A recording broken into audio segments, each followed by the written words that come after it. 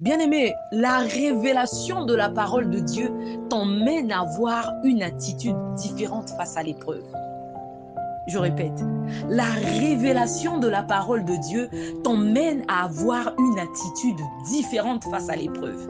Tu es en train de t'inquiéter, de te lamenter, de paniquer parce qu'en réalité, tu n'as pas la révélation de qui tu es. Il faut que Dieu t'ouvre les yeux. Il y a une différence entre avoir besoin de quelque chose et rechercher la chose. Parce que Dieu nous dit, ne vous inquiétez donc point et ne dites point que mangerons-nous, que boirons-nous, de quoi serons-nous vêtus. Il te dit qu'il sait que tu as besoin de ces choses. Et parce qu'il sait que tu as besoin de ces choses, Dieu vient jusqu'à te rappeler.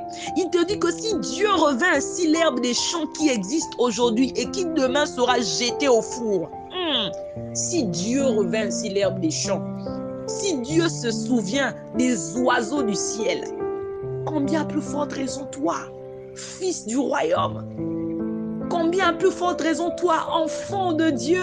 Il y a de ces paroles que on lit, mais on n'a pas la révélation de l'écriture. C'est-à-dire, tu lis ça comme ça. Bien-aimé, lorsque le Seigneur te dit que toutes ces choses, ce sont les païens qui les recherchent, il n'est pas en train de te dire que ce sont uniquement les païens qui en ont besoin.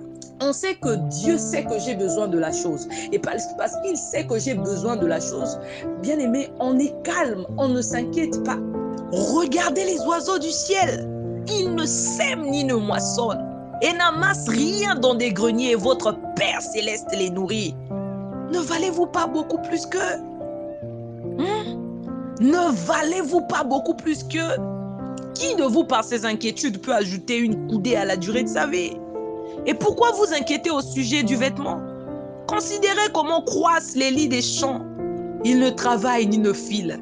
Cependant, je vous dis que Salomon même dans toute sa gloire n'a pas été vêtu comme l'un d'eux. Oh, bien-aimé, j'aime tellement cette parole.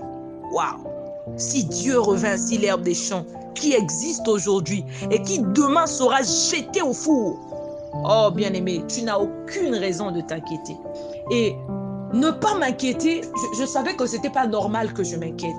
Mais ne pas rechercher, c'est aujourd'hui que j'y suis. Ne pas rechercher ces choses. Quand Dieu te dit ne pas rechercher, c'est au fait ne pas courir après ces choses. Il sait que tu as besoin de ces choses. C'est-à-dire que toi, ton attitude doit changer. Tu dois prier différemment. Tu ne pries plus pour rechercher, pour courir après la chose. Tu ne pries plus avec tes inquiétudes pour dire « Ah, comment je vais faire? Ah, Seigneur !» Non, mais tu pries différemment. Tu fais des prières de la foi. Comme Jésus pouvait dire, Seigneur, je te loue de ce que tu m'exauces toujours. Tu changes de prière, tu changes de formule, tu changes d'attitude face à l'épreuve.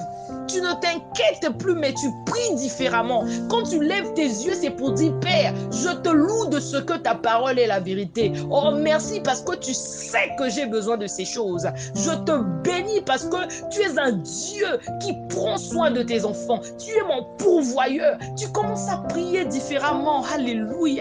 On ne recherche pas la chose, non pas parce qu'on n'a pas besoin de la chose, mais on ne recherche pas la chose parce qu'on a la révélation de l'écriture.